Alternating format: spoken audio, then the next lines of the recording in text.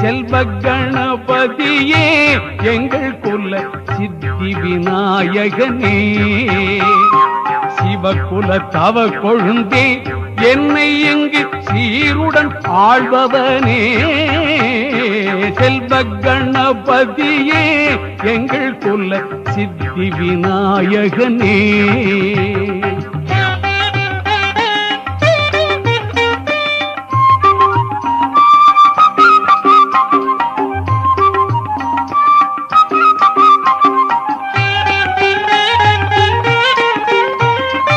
ஆதிக்கும் காரணனே பிள்ளை முக ஆனந்த பூரணனே, ஆதிக்கும் காரணனே பிள்ளை முக ஆனந்த பூரணனே, கீதையை எழுதி தந்த வக்ரதுண்டி கீர்த்தி விநாயகன்.